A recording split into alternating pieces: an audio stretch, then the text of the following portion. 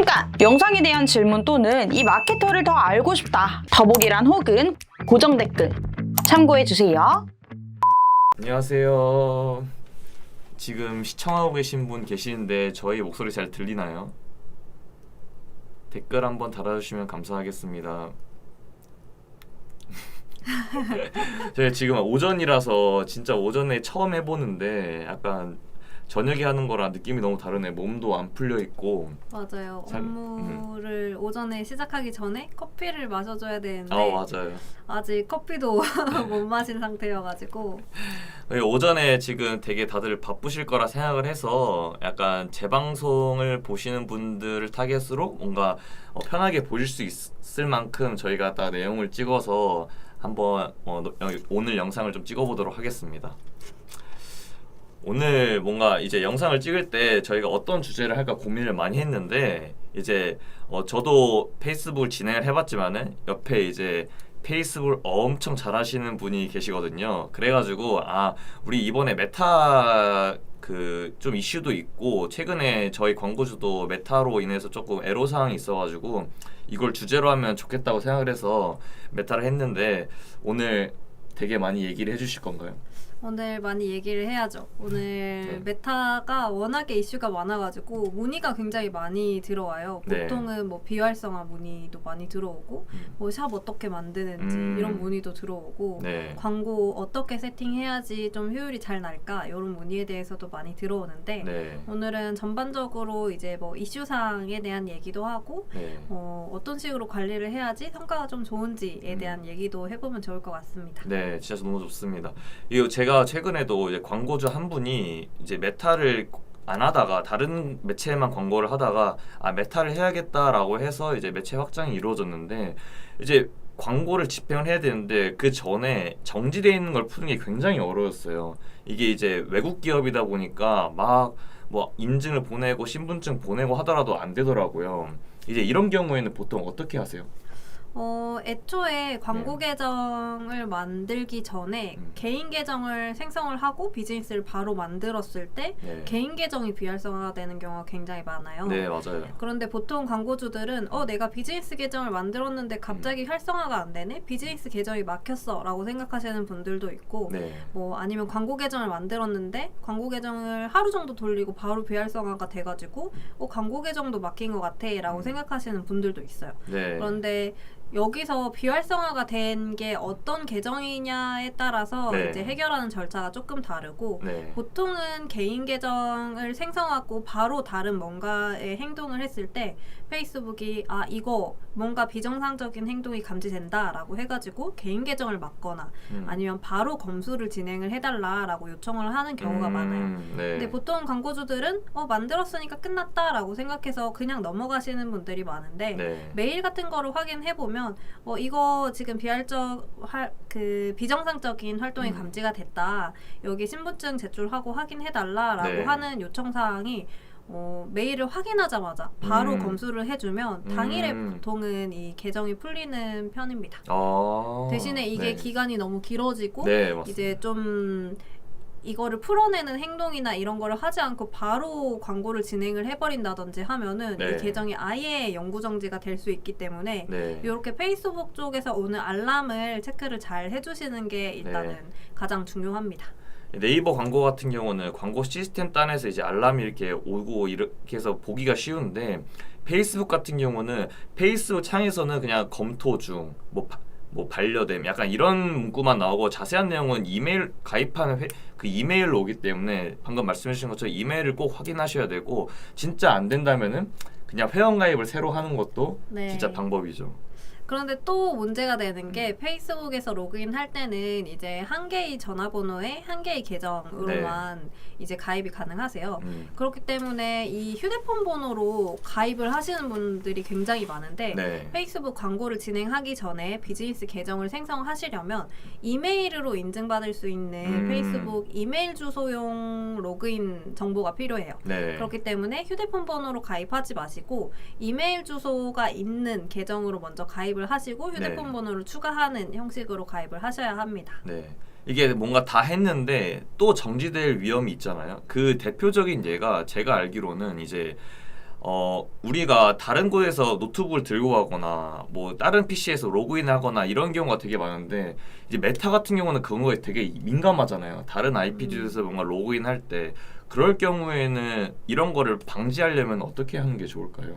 우선은 하나의 IP로 들어가는 게 가장 좋기는 하지만 네. 만약에 내가 이동을 하면서 이제 관리를 해야 된다라고 하면은 어쩔 수 없이 다른 IP를 사용을 할 수밖에 없겠죠. 네. 그렇게 되면은 이게 나다라는 거를 음. 그 페이스북에 인증을 할 수 있어야 되는데 네. 요거를 휴대폰 번호로 보통은 2단계 인증 설정을 해줍니다. 아. 요거는 개인 계정으로 로그인했을 때 뭐 네. 설정 창으로 들어가서 뭐 개인정보 보호 요런 쪽으로 들어가면은 2단계 인증으로 휴대폰 번호로 인증 코드 받기 요거를 선택을 하실 수가 있는데 네. 요걸로 인증을 받고 로그인을 하시면 이 사람이 다른 IP나 다른 PC로 접속을 했지만 네. 그 인증 코드로 인해서 저 사람은 동일한 사람이다라는 거를 바로 증빙을 할 수 있기 때문에 네. 이렇게 로그인을 하시면 좀 더 안전하게 로그인하실 수 있어요.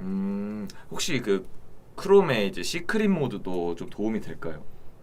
시크릿 모드 같은 경우에는 뭐 IP가 아니라 뭐 쿠키 값을 없애주는 기능으로 네. 알고 있어서 네. 사실은 요걸로 로그인하는 거는 크게 상관은 없습니다.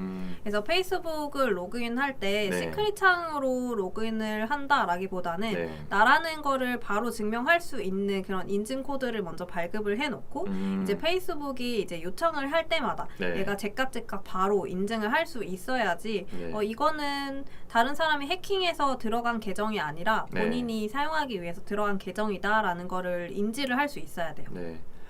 되게 잘 설명해 주는데 뭐 혹시 이 부분이 이해가 안 가시는 분들은 진짜 페이스북 정지가 될 위험이 엄청 높고 그다음에 정지가 되면 진짜 풀기가 너무 어렵거든요. 웬만하면은 만약에 대행을 맡기고 있으시다면은 확인은 이제 주로 하시는 뭐 집에서나 사무실에서만 확인을 해주시고 그 외의 장소에서는 웬만하면 뭐 대행사에게 문의를 하던가 아니면은 확인을 꼭 돌아가서 하시던가 꼭 하시면은 좋을 것 같습니다.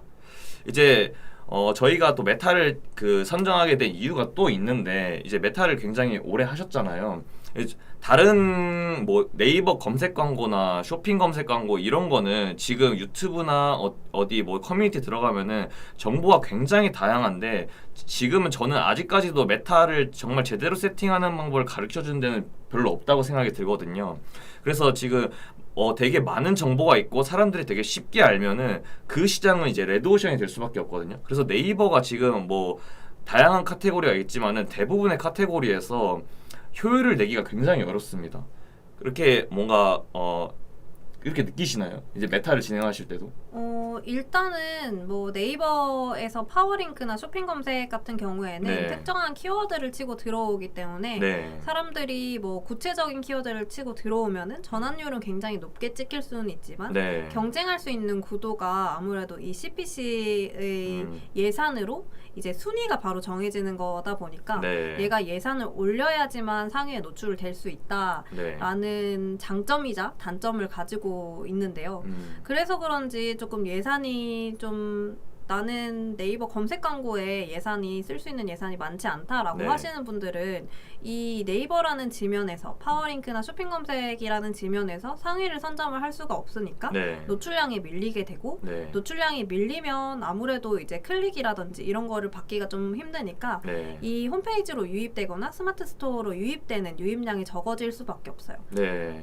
메타 역시도 지금 대부분의 광고주들이 뭐 네이버 쇼핑 검색이나 키워드 검색 광고 이런 거를 포기하고 메타라든지 아니면 이미지 배너, 영상 배너 쪽으로 옮기시는 분들이 많은데 네. 사실은 솔직히 말해서는 메타도 완전 레드오션이 되어 버렸어요. 하지만 레드오션이 되었다고 해서 네. 이 메타라는 광고 매체를 포기하고 가는 거는 좀 아니다라는 생각이 드는 게 네. 아직까지도 SNS 중에서 전환 효율이 올라오는 매체를 메타만큼 이제 좀 성과적으로 사용할 수 있는 매체가 아직까지 나오지 않았기도 하고 사람들이 또 많이 사용을 하면서 구매에 대해서 이제 이미지나 영상 이런 것들로 이제 좀 자유롭게 네. 접근을 할 수 있기 때문에 네. 키워드 검색 광고보다는 CPC가 덜하고 노출 노출량이나 트래픽 유입이라든지 이런 것들도 좀 많이 가져갈 수 있다라고 봐야 할 것 같아요. 네, 맞습니다. 지금 말씀해 주신 거 정리하면은 뭐 메타도 그렇긴 하지만 특히 이제 이미지나 보여지는 게 굉장히 중요한 상품 같은 경우는 이제 메타가 가장 뭔가 효율이 잘 나는 매체라고 생각할 수 있을 것 같습니다. 댓글을 하나 달아주셨는데 이제 메타가 유독 정지가 심하다고 봐야 할까요? 라는 이제 말을 해줬는데 아무래도 이제 네이버는 국내 기업이라서 저희가 또 공식 대행사고 하니까 커뮤니케이션이 원활하게 이루어져서 이런 이슈가 발생하면 빠르게 해결이 가능한데 이제 메타는 저희가 고객센 뭐 따로 저희가 컨택할 수 있는 해외 업체다 보니까 컨택할 수도 있는 것도 없고 유독 정지가 좀 심하기도 한데 또 해결하는 방법도 굉장히 어렵습니다.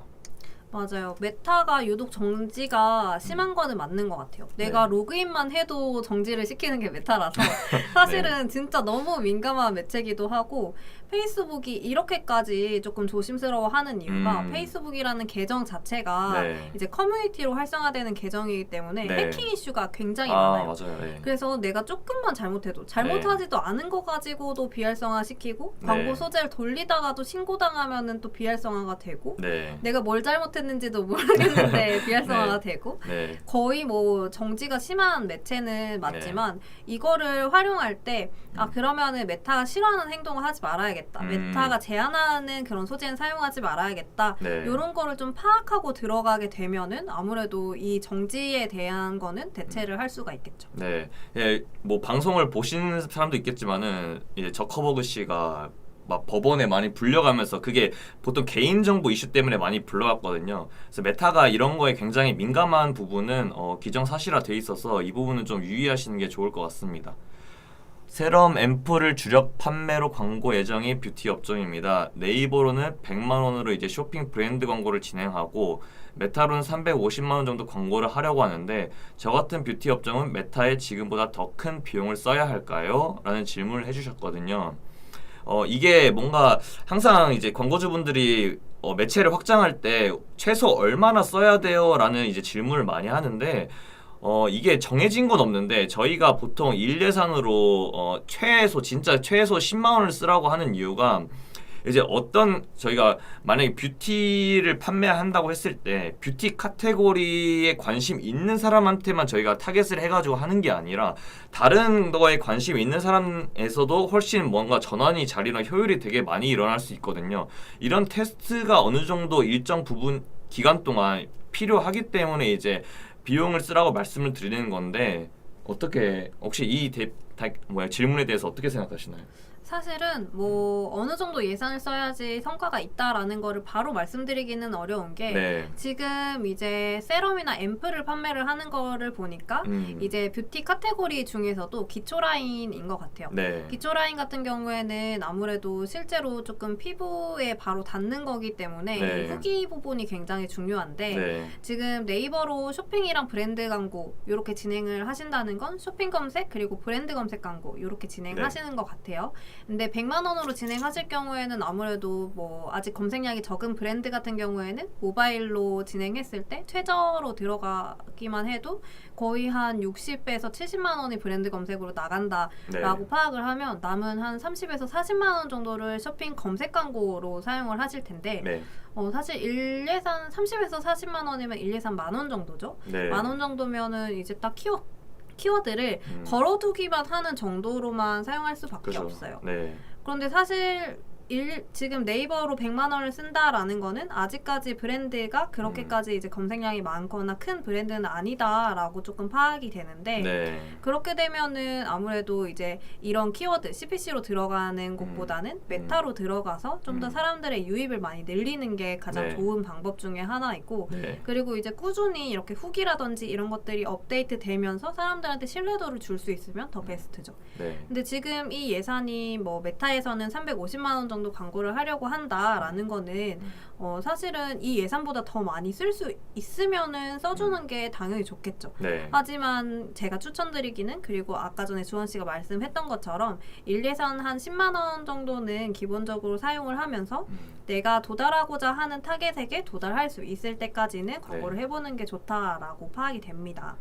그래서 이제 지금 350만 원의 예산으로 광고를 진행을 해보되 네. 처음에 진행하실 때는 뭐 바로 구매가 일어나는 전환을 기대를 하신다기보다는 앞으로 내가 리타겟팅을 해가지고 확실한 구매를 일으킬 수 있을 것 같은 사람들을 파악하는 데에 이 예산을 태운다라고 생각을 해주시는 게 좋을 것 같습니다. 네, 지금 엄청 구체적으로 말씀을 해주셨는데 이제 저도 지금 다시 이해를 해보자면은 브랜드 검색 광고에서 이제 뭐 60에서 70만 원을 쓰고 있을 텐데 그럼 쇼핑 검색 광고에서 진짜 하루에 10,000원밖에 쓰고 있지 않는 거거든요.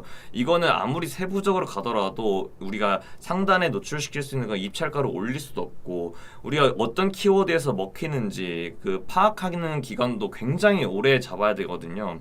지금 보시면은 광고 예정인 뷰티 업종이라 해서 뭐 어떤 쇼핑 검색 광고로 어떤 데이터가 지금 축적되지도 않을 것 같고 메타로도 지금 뭐 전환으로 바로 이제 리타겟팅 그런 거 돌리기에도 어떤 픽셀의 모수가 쌓여있지 않을 것 같아서 지금 방금 말씀해주신 것처럼 이런 부분을 좀 인지를 하고 예산을 좀 더 효율적으로 쓸 수 있는 방법을 생각을 하시면 좋겠는데 만약에 이제 뭐 잘 모르신다 하시면은 여기 이렇게 지금 전화번호가 이렇게 있으니 편하게 전화하셔서 질문 주셔도 될 것 같습니다. 네. 그리고 한 가지 더 추천을 드리자면 지금 세럼이랑 앰플이라고 하셨잖아요. 네. 시중에 워낙에 많은 뷰티 카테고리에 네. 이제 뭐 기초 라인 제품 중에서 세럼이나 앰플 제품이 워낙 많기 때문에 네. 내가 다른 브랜드와 차별점을 가진다라는 걸로 소구를 찾아낼 수밖에 없어요. 네. 그런 소구를 찾아내기 위해서는 아무래도 이미지나 영상으로 이제 조금 사람들에게 다가가는 것이 좀 더 적합하기 때문에 네. 키워드로 밀고 가는 것보다는 내 제품이 어떤 이 같은 카테고리 안에서 어떤 강점을 가지는지를 파악을 해서 네. 요거를 이제 소재로 녹여서 네. 구매를 할 것 같은 사람들에게 최대한 타겟팅을 해서 이제 노출을 하시는 거죠. 제가 최근에 엄청 대단한 명언을 하나 들었거든요. 그게 뭐냐면은 저희가 예를 들어서 독도 터널하는 것도 키워드를 엄청 잘 잡았잖아요. 근데 그들이 과연 그 인하우스 마케터들이 독도 터널 하면은 터질 것 같다라고 생각을 해서 그거를 바로 DA 광고를 했냐? 그건 아니라고 보는 그 관점이 있었습니다. 그들도 이제 검색 광고를 기반으로 해서 되게 많은 세부 키워드를 잡다가 우리가 이 키워드에서 되게 뭔가 반응이 엄청 좋네? 라는 걸 이제 데이터로 확인을 하고 배너 광고를 했다고 하더라고요. 만약 쇼핑 검색 광고도 이제 생각하고 계시니까 그 쇼핑 검색 광고도 뭐 메인 키워드 우리 뭐 어떤 샘플, 앰플 이런 검색량이 되게 높아서 노출시킬 수 없는데 말고 뭔가 세부적으로 되게 키워드를 추출을 많이 하셔서 되게 다양한 테스트를 해보고 그리고 여기서 우리가 되게 전환율이 높네 클릭률이 되게 높네 하는 거를 소재로 해가지고 이제 DA 광고를 하는 것도 굉장히 좋은 아이디어일 것 같습니다. 맞아요.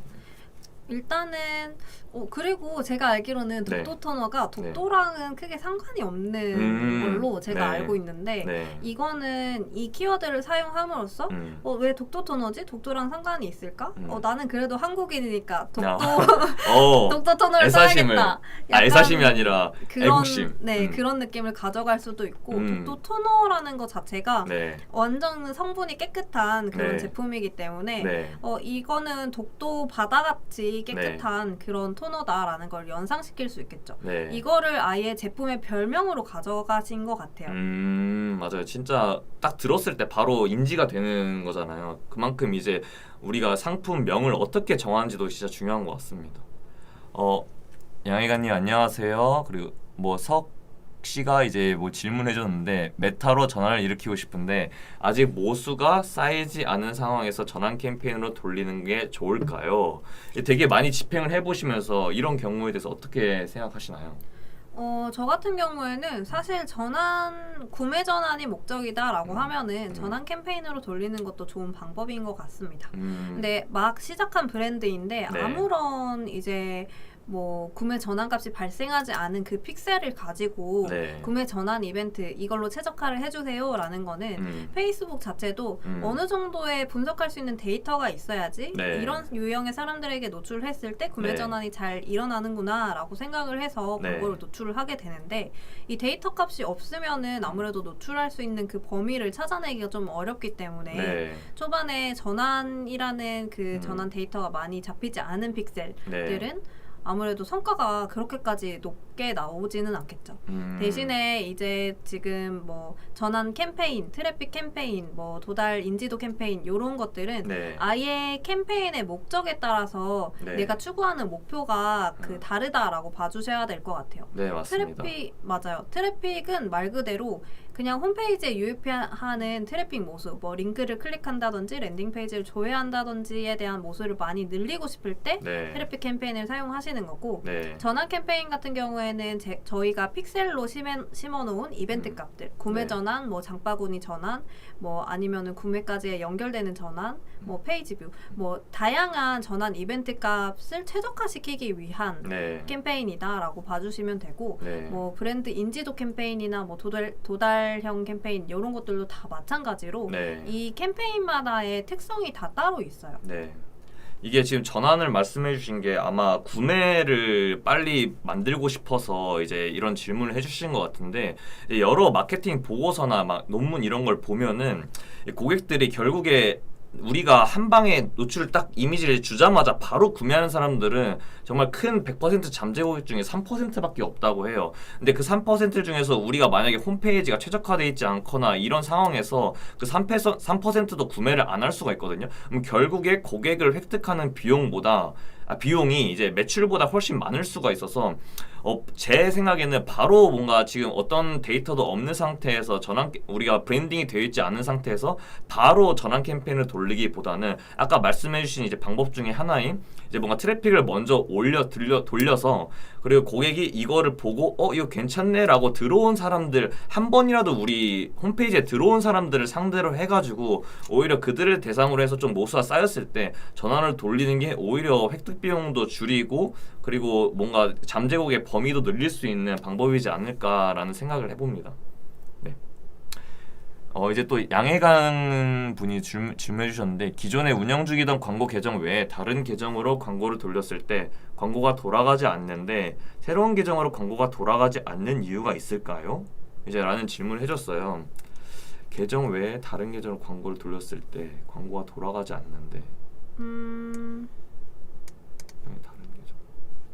지금 말씀하시는 부분을 조금 구체적으로 말씀을 주셔야지 저희도 파악이 가능할 것 같은데, 네. 일단은 제가 이해를 하기에는 기존에 운영하던 계정이 있으셨던 것 같아요. 네. 그리고 새로운 계정을 하나 더 팠는데 이쪽에 새로운 계정은 잘 돌아가지 않는다라고 말씀을 주시는 것 같은데, 기존 계정이 있으셨는데 다른 계정으로 옮긴 이유가 같은 브랜드의 제품을 판매하는데 계정을 나눠보고 싶어서 나누셨던 걸까요? 요거를 한번 댓글로 주시거나 아니면은 이쪽으로 문의를 주시면은 제가 계정 정보를 조금 파악해가지고 네. 피드백을 드리도록 하겠습니다. 네. 그런데 일단은 광고 계정 같은 경우에도 어느 정도 최적화가 필요한 거는 사실이에요. 네. 기존에 잘 운영되고 있던 계정 같은 경우에는 초반에 운영하던 그 내용들이 조금씩 쌓이면서 이렇게 진행을 해야지 이 광고 계정이 잘 활성화가 되는구나라는 거를 어느 정도 파악한 계정이다라고 하면은 새로 생성된 계정 같은 경우에는 페이스북도 아직까지는 주시를 하고 있는 계정이기 때문에 네. 얘네가 조금 소재 같은 것들을 잘못 돌리면 바로 비활성화 시켜야지 라고 조금 주시를 하고 있는 계정이다 라고 네. 봐주시면 되고, 아직까지 돌아간 내용이 없기 때문에 이 광고 계정을 어떻게 최적화 시켜야 할지를 이 광고 계정 내에서 파악하지 않는 상태라면 네. 기존에 돌렸던 광고 계정보다 효율이 좀 떨어지게 나올 수는 있어요. 네, 이제 페이스북도 새롭게 뭔가 신규 고객이든 아니면 기존 고객이 새로운 계정을 만들었던 간에 이 계정이 뭐 하는 계정인지 알 수가 없기 때문에 그 신뢰가 약간 쌓이는 게 되게 중요한데, 바로 얘가 광고를 목적으로 만들어서 뿌렸는데 광고가 너무 이상한 거야. 막 페이스북 고객들한테 노출되면 진짜 이상한 거야 라는 그런 두려움도 분명히 있기 때문에 그 계정을 생성했을 때 저희가 항상 이제 게시글을 좀 주기적으로 업로드 해달라, 그리고 뭐 프로필이나 이런 정보는 입력을 해달라고 말씀을 드리고 있는데, 혹시 그 부분이 제대로 되고 있는지 먼저 이제 체크를 해주시면 좋을 것 같습니다. 그리고 서진이님이 이제 문의 컨설팅 요거는 이제 자세하게 설명드릴 테니까 연락 네. 주시고, 그리고 이제 페이지 광고 연구 제한 걸렸는데 이건 풀기가 어렵겠지요? 라고 문의를 주셨어요. 네. 네, 단언하게 말씀드리자면 풀기가 어렵습니다. 이거 못 풀어요. 연고 제한이 네. 걸리면 웬만하면 페이스북에서는 의제기를 신청해도 풀어주지 않고 네. 이 풀어주는 기간 동안의 이 증빙이 이미 얘네들이 연구 제한이 걸렸다는 거는 네. 이미 비활성화될 사유가 있었다라는 거기 때문에 네. 뭐 다시 검수할 수 있는 방법도 없으실 거예요. 네. 그래서 페이지가 비활성화가 되었다라고 하면은 새로운 페이지를 생성을 해서 진행을 네. 하시는 게 좀 더 좋으실 것 같습니다. 네. 저희 최근에도 제 광고주가 이제 열심히 막 하고 있는데 안 돼서 제가 원격으로도 막 했거든요. 근데 진짜 일주일, 2주일 동안 계속 심사하고 다시 보내고 했는데 결국에 안 돼서 그냥 계정을 새로 만들었는데 계정 새로 만드는 거 하루 이틀이면 되거든요. 그냥 차라리 아깝더라도 어차피 불가능하니까 거의 불가능하니까 그냥 빨리 만드셔서 광고를 빨리 하시는 게 더 좋을 것 같습니다. 소블리님이 또 질문을 하나 해주셨는데요. 최근 CTR이 많이 낮아진 경향이 있는데 CTR 높이는 심플한 방법 공유 부탁드려요. 자, 심플한 방법은 한 가지겠죠. 소재를 잘 뽑아낸다. 맞습니다. 그렇게 해서 후킹성이 있는 소재를 뽑아내면 CTR이 자연스럽게 높아질 수밖에 없는데 네. 이런 부분을 바로 뽑아주셔서 이제 네. 새로운 소재로 한번 필터링을 해주시는 것도 하나의 방법이고 네. 그리고 지금 이 CTR이 낮아진 경향이 있는 이 소재가 어느 정도 빈도로 노출이 되었는지 네. 그리고 뭐 노출 기간이 너무 길지는 않았는지 네. 아니면 실제로 노출되었을 때 이 소재에 그 달려있는 댓글들은 어떤 댓글들이 유도가 되었는지 네. 이런 것들까지 조금 파악을 하셔서 네. 만약에 부정적인 댓글이 달려있다라고 하면은 소재에 있는 댓글을 삭제를 해주시거나 네. 아니면은 이제 노출 기간이나 빈도가 너무 많았다라고 네. 하면은 조금 다른 소재로 교체를 해주시거나 해주시는 게 좋을 것 같습니다. 맞습니다. 저도 이게 전부라고 생각을 하는데 진짜 딱 두 가지입니다. 소재랑 빈도. 이 소재는 당연히 내가 클릭할 만한 뭔가 후킹성이 있는 소재가 돼야지 고객이 이제 클릭하고 싶다 해서 클릭을 하는 거고 이제 빈도 같은 경우는 내가 만약에 뷰티를 판매하고 있거나 뭐 운동용품을 판매하고 있는데 그 관심사 타겟은 다른 업체에서도 똑같이 광고를 보여줄 거거든요.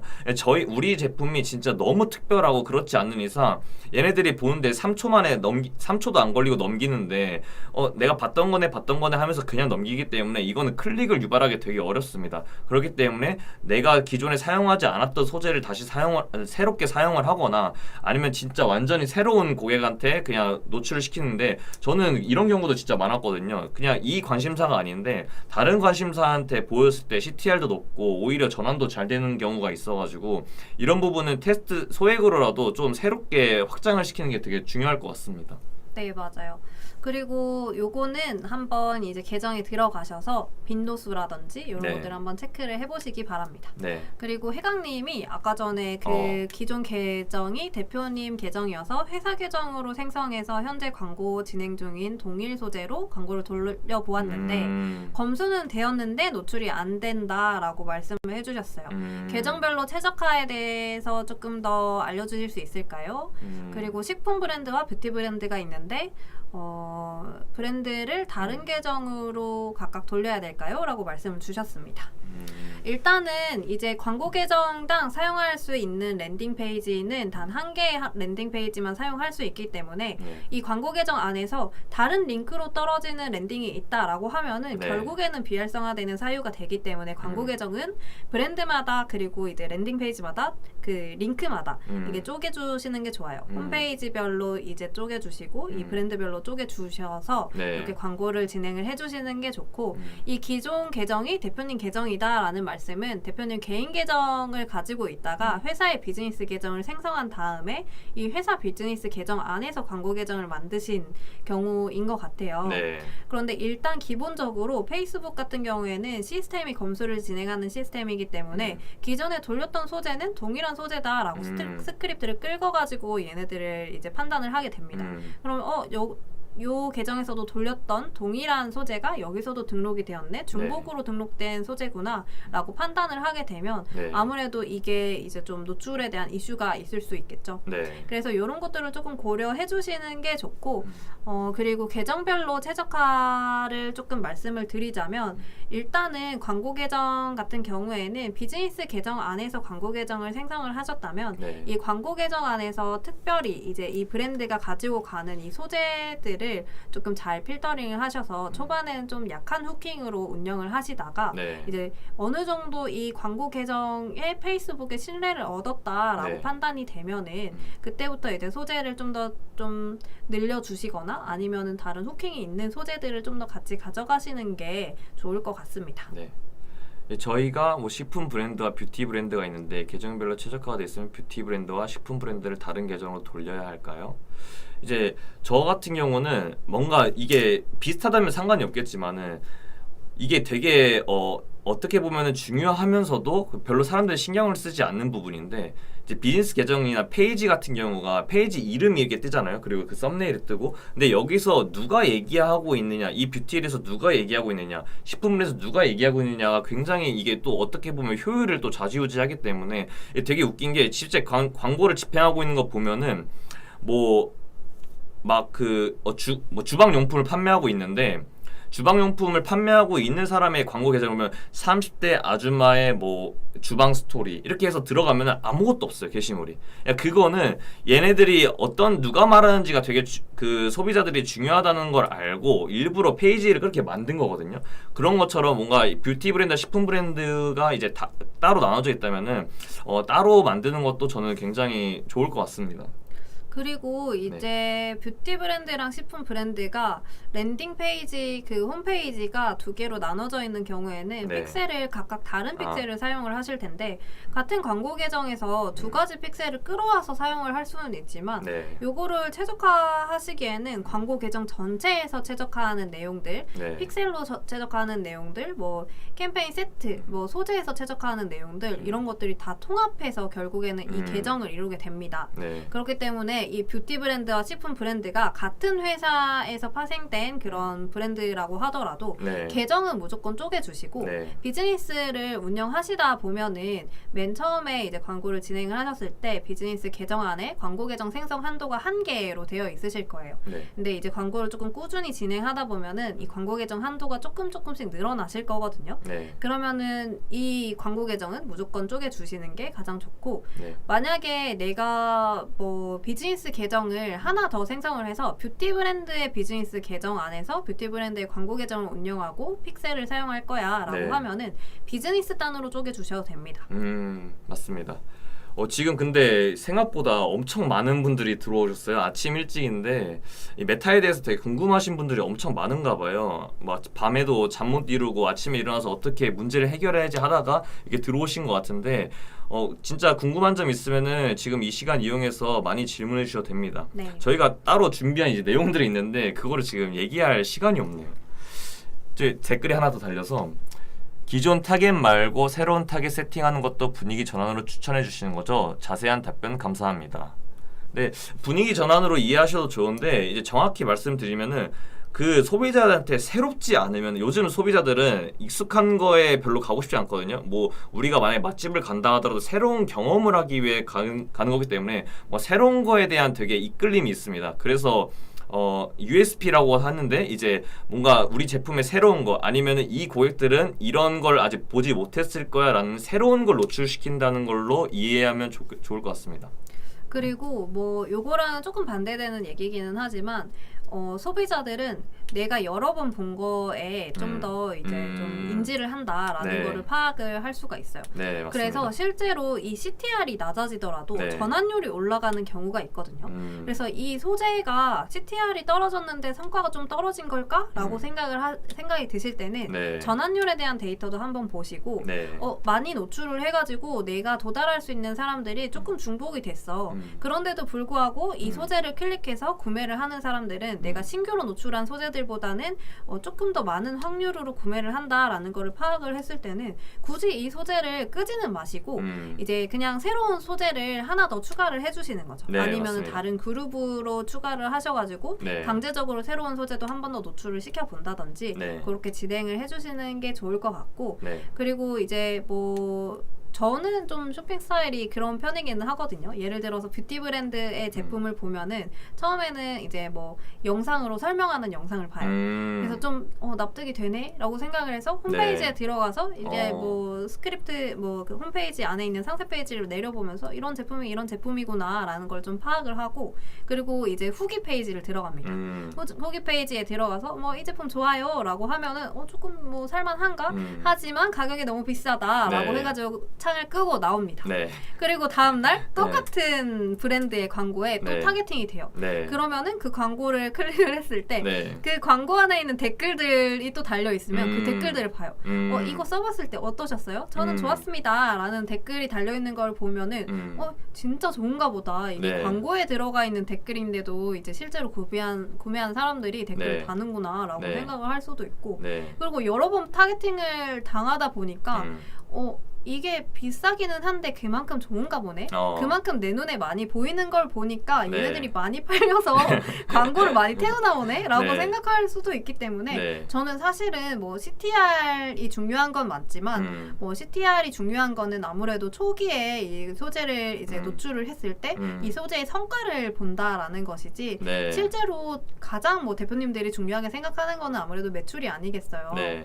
그러면은 이 CTR 소재가 조금 떨어지더라도 다른 데이터들을 같이 중복적으로 확인을 해보시고 실제로 이 소재 자체가 성과가 떨어진 건지 아니면은 이 소재에 이제 노출하는 타겟 자체가 너무 좁아진 건지를 파악을 해보시는 게 좋을 것 같습니다. 네, 방금 리타겟팅 말씀해 주셨는데 이게 마케터가 아니고 일반 소비자들이나 일반 사람들은 되게 이게 나를 어떻게 알았지라는 생각을 한 번씩 갖게 될 거예요. 처음에 이 영상으로 해가지고 괜찮다 해가지고 관심 있어서 들어왔는데 다음날 오니까 뭐 똑같은 소재로 이제 뭔가 보일 수 있지만은 되게 웃긴 게 갑자기 할인을 한대. 아니면 갑자기 뭐 이벤트를 한대. 약간 이런 일부러 그 홈페이지에 방문한 사람들을 리타겟팅해서 이런 소재로 후킹을 해가지고 구매를 유도시키는 방법도 있거든요. 혹시 그런 이제 다른 소재로도 한번 썼는지 한번 확인을 해주시면 좋을 것 같고, 뷰티 업계 종사 중인데 주간 보고서를 비교했을 때 최근에 로아스가 많이 떨어졌더라고요. 원인 분석을 해보니 CTR 수치가 낮아지고 CPC가 상승이었어요. 라고 말씀해 줬는데 이제 당연히 이제 클릭이 낮아지면 CPC가 상승할 수밖에 없는데 이게 이제 저희가 만약에 매핑을 해서 좀 계정을 저희가 분석을 할 수 있으면은 더 정확한 진단을 해드릴 수 있지만은 만약에 이게 나쁘지 않다라는 생각을 했을 때 지금 시기가 이 시장에 대해서도 좀 생각을 해보셔야 돼요. 지금 8월이고 사람들이 이제 뭐 여행을 가는 사람도 있겠지만 휴가라서 이제 구매 욕구가 갑자기 뚝 떨어지는 경우도 있거든요. 그런 뭔가 시장에 대한 분석도 좀 필요할 것 같습니다. 네, 맞아요. 아무래도 이제 지금 여름이니까 예를 들면은 좀 내가 판매하는 제품이 꾸덕꾸덕한 제품이 크림이다라고 네. 하면은 아무래도 여름이고 내가 좀 지금도 피부가 꾸덕꾸덕 상태인데 뭐 굳이 꾸덕꾸덕한 크림을 써야 할까라고 네. 생각을 할 수도 있기 때문에 네. 이거를 이제 계절감으로 환기를 시켜주는 소재들이라든지 이렇게 네. 뽑아내면 더 좋을 것 같고 맞습니다. 그리고 CTR 수치가 낮아지고 CPC가 상승하는 소재 같은 경우에는 네. 아무래도 이 소재 자체의 효율이 좀 떨어지는 편인 것 같아요. 앞에 말씀 주셨던 것처럼 뭐 요런 내용들을 좀 판단을 하셔가지고 네. 다른 소재를 교체를 해주시는 게 좋을 것 같은데 네. 이 소재의 방향성을 네. 지금 어떻게 가지고 가는지는 저는 뭐 댓글을 봐서는 확인을 할 수는 없겠지만 네. 아마 처음에 보통 마케터들도 그렇고 브랜드도 그렇고 네. 처음에 가져갔던 소재가 잘 나오면은 이 소재와 유사한 소재들을 파생을 해가지고 여러 개를 쭉 노출을 시킬 거예요. 네. 그러면은 이 방향성이 아무래도 처음에 그 잘 터졌던 네. 그 소재에 대한 방향성으로 조금 가지고 간다라고 생각을 할 수가 있겠죠. 네. 근데 이런 소재들을 계속 쭉 가지고 가다 보면은 아무래도 피로도가 높아질 수밖에 네, 없으니까 맞습니다. 분위기를 완전 전환시켜주는 다른 방향성의 소재들을 고안을 네. 하셔가지고 네. 다른 방식으로 소재를 세팅을 해보시는 것도 추천을 드립니다. 네. 지금 질문을 하신 거 보니까 아까도 뭐 대표님 계정이라고 했고 하는 거 보니까 뷰티 브랜드 인하우스 마케터신 것 같아요. 저희가 이제 소통을 할 때 대표님과 다이렉트로 얘기도 하지만은 인하우스 마케터 분들이 이제 이런 부분에 매체에 대한 지식이 약간 부족하거나 뭐 업계에 대한 거는 저희가 데이터가 훨씬 많을 수밖에 없어서 이런 얘기도 많이 나누기 때문에 여기 지금 시간이 되실 때 뭐 점심시간 좀 피해서 이제 전화를 하시면은 저희가 뭐 실제로 구체적으로 이제 뜯어보면서 또 분석이 가능하니까 편하게 연락 주시면은 좋을 것 같습니다. 저희가 이제 댓글을 이제 겨우 답변을 다 했는데 그래도 지금 시청을 되게 많이 하고 계세요. 저희가 이제 뭐 얘기 중에서 그러면은 지금 저희 썸네일이 이렇게 효율을 높이는 방법이 너희들만의 뭔가 노하우가 있을 것 같은데 라는 얘기를 해주는데 이제 뭐 간단하게 저도 이제 얘기를 하자면은 네이버에서 만약에 레드오션이었고 메타에 대해서도 당연히 이제 블루오션일 수는 없습니다. 메타가 나온 지 꽤 진짜 오래 지났기 때문에 그럼에도 불구하고 메타를 진행해야만 하는 뭐 할 수밖에 없는 카테고리는 보여지는 게 중요한 뭐 뷰티나 패션이나 아니면은 뭐 요즘에는 동네 카페들도 메타를 굉장히 많이 진행하거든요. 왜냐면 지역 타겟팅도 가능하기 때문에. 그리고 뭐 DB 업종도 굉장히 많이 하잖아요. 이제 DB 업종 대부분 검색 광고를 하는 줄 아는데 뭔가 그 하우스 안에 되게 영업력이 잘하는 사람도 있고 물량이 더 중요하다. 질보다 양이 더 중요하다라는 분들은 오히려 메타를 통해서 이제 광고를 통해서 DB를 얻어서 영업을 해가지고 오히려 이익이 더 많이 나는 경우도 굉장히 많습니다. 어떻게 다른 카테고리도 혹시 있을까요? 저 같은 경우에는 뭐 아예 뭐 뷰티 브랜드 커머스 쪽이 조금 더 많기는 하고 네. 보통은 커머스를 메타에서 많이 선호를 하는 편이에요. 네. 왜냐하면은 이제 그 요즘에 브랜드 같은 경우에는 네. 사람들이 이제 이 브랜드가 좋다라는 거를 어느 정도 이제 긍정적으로 받아들여야지 이 네. 브랜드의 호감도가 올라가고 이 브랜드를 관심 있게 보는 사람들이 늘어났기 때문에 네. 예전처럼 이제 조금 뭐 이 제품이 좋아요 이제 양적으로 미는 광고들보다는 네. 소비자들도 굉장히 많이 똑똑해졌잖아요. 네, 진짜. 그래서 이 브랜드가 남들과는 다른 브랜드야, 너한테만 맞춘 브랜드야, 이런 거를 인지할 수 있는 거에 가장 초점이 잘 맞춰져 있는 게 아무래도 뭐 메타에서 진행할 수 있는 인스타그램이 아닌가 싶습니다. 네. 그리고 보통의 이제 조금 퍼포먼스 마케터 분들 같은 경우에는 메타에서 진행할 수 있는 페이스북, 인스타그램의 스폰서드 광고를 주력으로 생각을 하시는데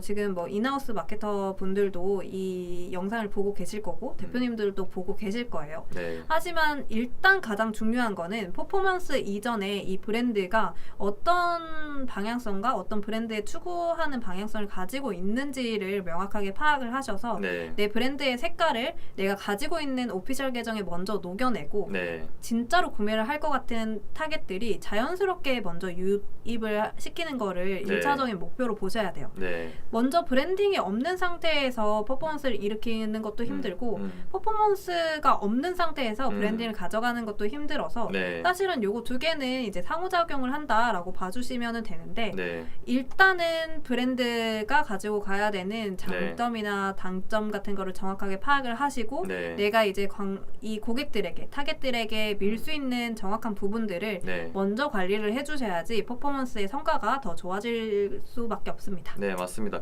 지금 퍼포먼스와 브랜딩이 두 가지 같이 가야 된다고 말씀해 주셨는데 브랜딩이 쉽게 말하면 그냥 고객들한테 인지가 많이 되어 있는 거예요. 우리도 어떤 물건을 살 때 진짜 완전 그냥 몇백 원짜리 다이소에서 사는 거 말고 그냥 뭐 만 원짜리, 2만 원짜리, 3만 원짜리 사더라도 내가 본 브랜드네, 내가 한 번이라도 본 뭔가 이미지네 라는 거에 더 신뢰를 느끼고 그 뭔가 심리적인 장벽이 조금 더 무너질 수밖에 없습니다. 그렇기 때문에 우리가 단순히 뭔가 판매만을 위해서 당장의 판매만을 위해서 이 메타 광고를 진행해도 되지만은 판매 플러스 뭔가 이 브랜딩이라는 요소도 굉장히 중요하게 생각해서 두 가지를 같이 뭔가 KPI를 잡아서 가는 게 되게 어떻게 보면은 가장 효율적인 방법일 것 같습니다.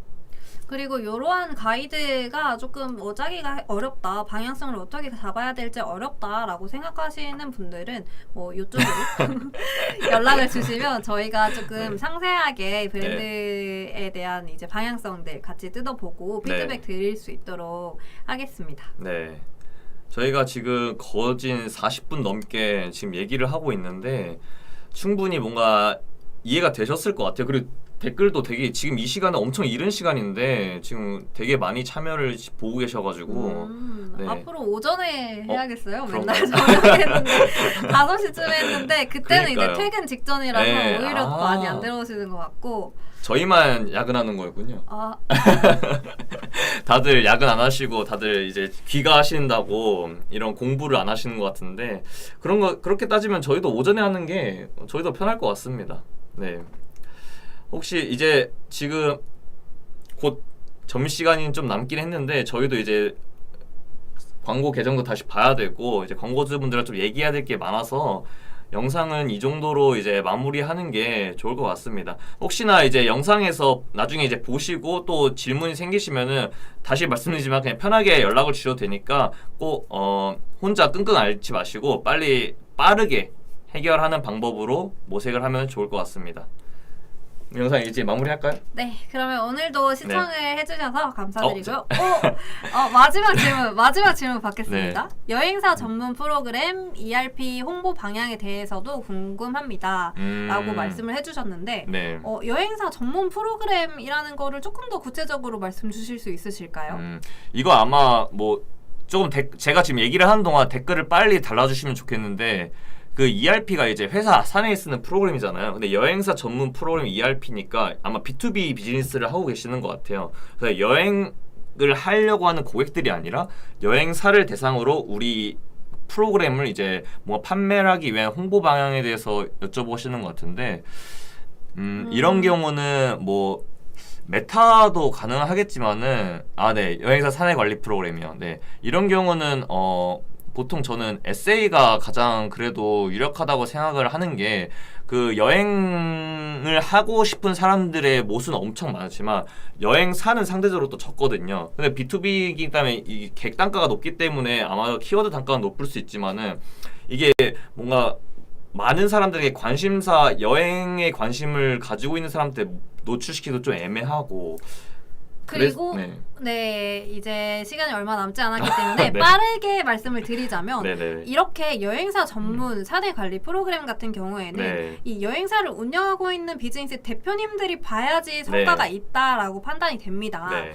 그렇기 때문에 그 보통 이제 모든 사람들에게 논타겟으로 노출할 수 있는 그런 매체들보다는 네. 아예 정확도가 높은 타겟이 포진되어 있는 그런 사이트라든지 아니면 카페라든지 이런 쪽으로 침투를 하는 것이 좋을 것 같은데요. 네, 맞습니다. 일단은 여행 어플을 사용하고 있는 대표님들 같은 경우에는 대체로 뭐 이 여행사 대표님들이 많으실 거예요. 그런 쪽에 배너를 달아본다든지 아니면은 여행사 관련된 카페 같은 거에 게시글 침투를 해본다든지 아니면 그 카페에 배너를 달아본다든지 이런 식으로 이 노출하고 싶어하는 범위에 타겟이 있는 사람들에게 노출할 수 있는 그런 매체들을 들어가시는 게 좋고 배너로 이제 뭐 광범위하게 노출하는 거는 솔직히 말하자면 이제 이 프로그램 자체가 모두가 다 이제 상용화해서 사용할 수 있는 프로그램이 아니기 때문에 오히려 타겟을 더 좁게 잡아가지고 무조건 한 명 이상의 대표님들은 무조건 문의를 받게 하겠다라는 목표를 가지고 운영을 하시는 게 가장 좋을 것 같습니다. 네, 맞습니다. 일단은 제일 추천드리는 거는 이제 여행사 카페를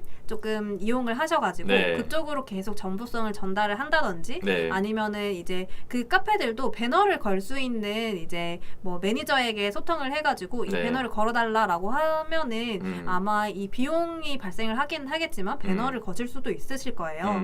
그러면은 아무래도 우리 타겟이 많이 포진되어 있는 그런 사이트나 아니면 카페 쪽으로 한번 노출을 시켜보는 거를 추천을 드립니다. 네, 정리하자면은 어떤 매체를 먼저 선정하려고 하지 마시고 그 여행사 대표들이나 그 마케터들이 어디에 머물러 있을까를 먼저 고민하시면은 좋을 것 같습니다.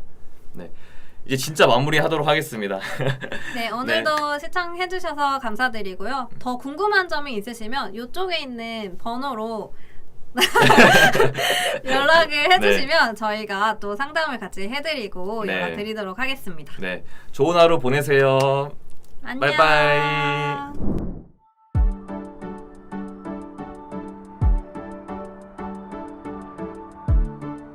구독과 좋아요는 컨텐츠 제작에 힘이 됩니다.